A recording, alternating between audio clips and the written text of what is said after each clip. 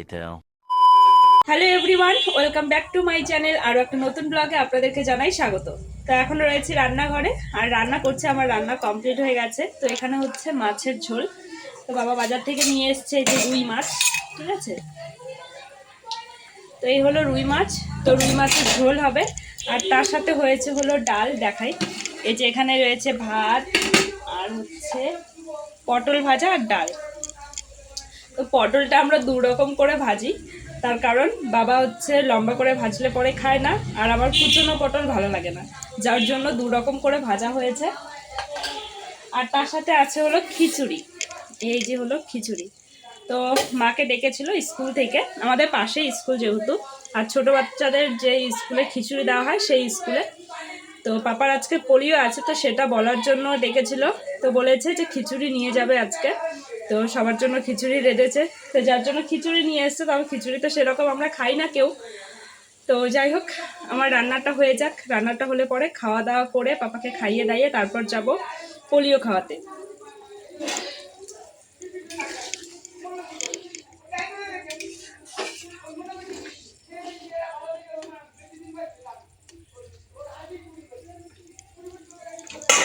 তো এখনও কেউ খায়নি, আজকে বাবাও আসেনি, অনেকটা লেট করে আসবে কারণ আজকে ভাড়া রয়েছে। তো দর্শনীর ভাড়া পেয়েছে, যার জন্য একটু লেট হবে। তো চলো ঝটপট করে কাজগুলো করে নেই। রান্নাঘরে এখন এলোমেলো, আজকে একটু কম রয়েছে এলোমেলো, কারণ পাপা একটুখানি ছিল। তো পাপা এখন রাস্তায় মার সঙ্গে। তো এদিকে কাজ করে নেই, তারপর আবার দেখা হচ্ছে। রেডি হয়ে গেলাম, এখন যাব আমরা পোলিও খাওয়াতে। আর পাপাও এখানে রেডি হয়ে আছে। এই যে, কি করছো তুমি? কি করছো তুমি? কোথায় যাবে? কোথায় যাবে? তুমি কোথায় যাবে?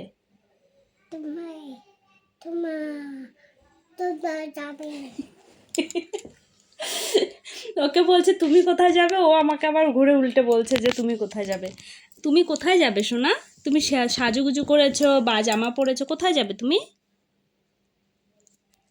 বলো পোলিও খেতে।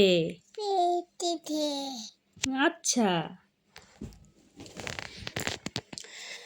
তো বাবা এসছে, বাবা খাচ্ছে। তো খেয়ে দিয়ে তারপর আমরা বেরোবো, মানে আমাদের খাওয়া দাওয়া হয়ে গেছে, আমরা রেডি হয়ে গেলাম। তো মা দিচ্ছে খাবার। তো যাই হোক, চলো সম্পূর্ণ ব্লগটা দেখতে থাকো। তো বাবার খাওয়া দাওয়া হয়ে গেলেই আমরা কিন্তু বেরিয়ে পড়েছি, কারণ আজকে একদমই সময় কম, কারণ বাবার আছে ভাড়া। তো আমরা ঝটপট করে কিন্তু পোলিও দিয়ে তারপর আবার চলে আসব। তো যাই হোক, দেখা যাক সেখানে গিয়ে আবার কতটা ভিড় রয়েছে। আর আজকে আমি মাকেও নিয়ে যাচ্ছি, মানে মা বাবা দুজনেই যাচ্ছে আমার সঙ্গে। তার কারণ আমি এইসব কিছুই চিনি না, মানে কোথায় পোলিও দেয়, কোথায় কি করে, তো এটা আমি চিনি না। তো জায়গাটার নাম বলে দিয়েছে যে সেই জায়গাটায় দেওয়া হবে, তবে জায়গা না চেনার কারণে কিন্তু বাবা মা দুজনে মিলে আমার সঙ্গে যাচ্ছে। তো যাব, যদি ফাঁকা থাকে তাহলে কিন্তু দিয়ে চলে আসব। আর অবশ্য ফাঁকাই থাকবে, কারণ একটা স্কুলে বসবে বলছিল। তো স্কুলটা একটু ভেতরে, তো যার জন্য বাবার টোটোতেই গেছি, আবার বাবার টোটোতেই চলে আসবো। সময় এতটা তাড়াতাড়ি করে গেলাম, মানে ব্লগটা যে শুরু করব আর সময় পাইনি, কারণ বাবার ভাড়া ছিল আবার। তো এখন আমরা চলে এসেছি, মানে ওর পোলিও খাওয়া কমপ্লিট। তো এখন চলে এলাম, এসেই খেলা শুরু করে দিয়েছে। তো দেখি কই গেল।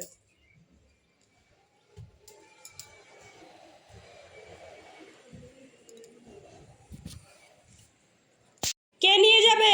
তুমি জুতোগুলো ফেলে দিলে কেন? হ্যাঁ, জুতোগুলো কুকুরে নিয়ে যাবে তো। শুধু ড্রেনে ছড়াও রিসে না, ছাড়ো। দাঁড়াও, গেটটা দিয়ে দেই।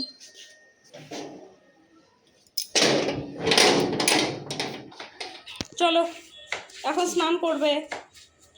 কি করবে?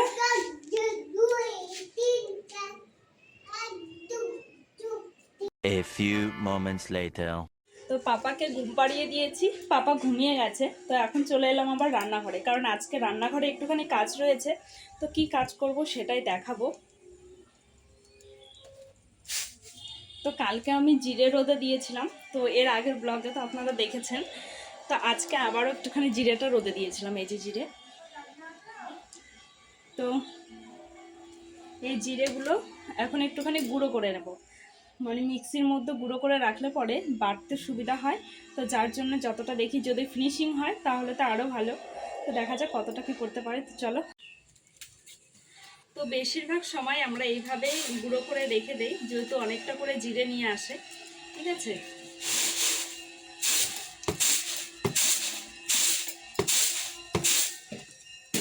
একটু ঝেড়ে নিলাম।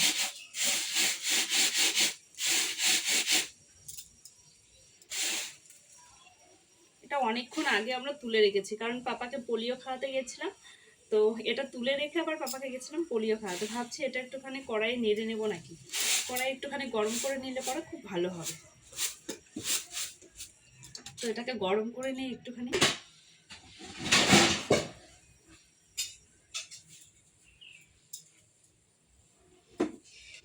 তো কড়াই আর খুন্তি নিয়ে চলে এলাম। তো এটাকে এখন একটুখানি গরম করে দিই। গরম করে নিলে কি হবে, একটু তাড়াতাড়ি হয়ে যাবে এটা।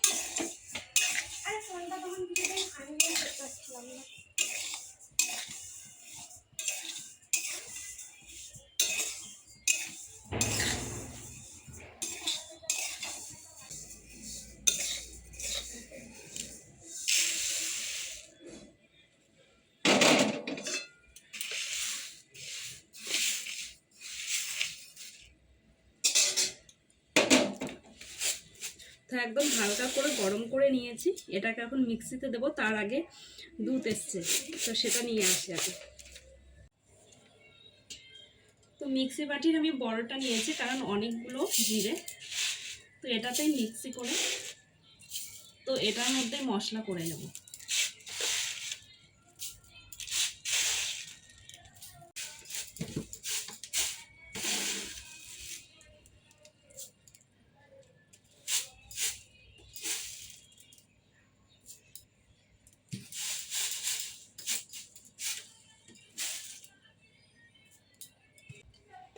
তো চলো ঝটপট করে মশলাটাকে বানিয়ে নিই।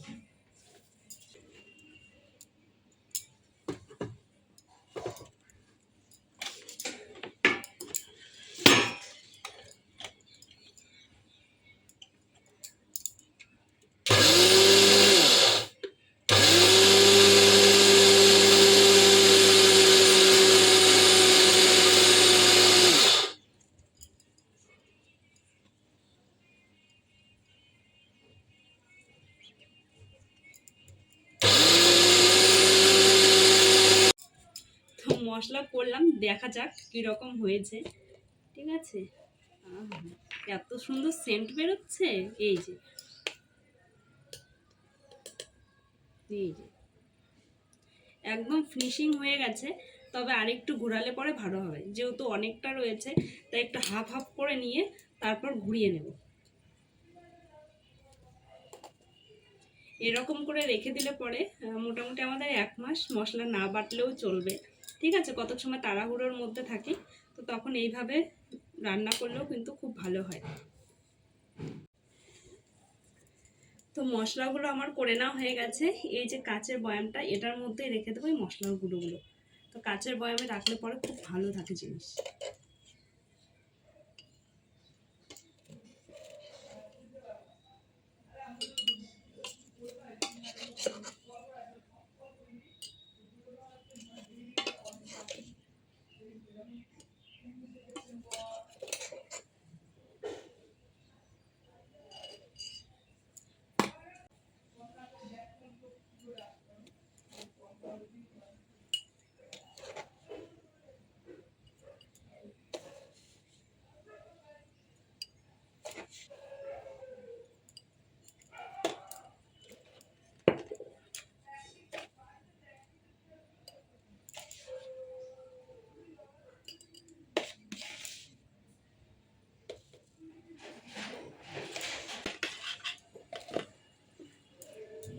এক জার হয়েছে, ঠিক আছে। তো যাই হোক, এটা রেখে দিলাম। আর কিছুটা রয়েছে সামান্য, তো এটা এমনি আমরা যে মানে মশলা খাই, তো সেই মশলার কৌটোর মধ্যে রেখে দেবো, এই যে সামান্য একটু। তো যাই হোক, তো এইভাবে সংরক্ষণ করে রাখা হয় মানে গুঁড়ো। তো কেমন লাগলো আমার এই মশলা করা, তো অবশ্যই আপনারা কমেন্ট করে জানাবেন। কৌটোটার মধ্যে আপাতত তুলে রাখবো, এটাও মশলারই কৌটো আমাদের।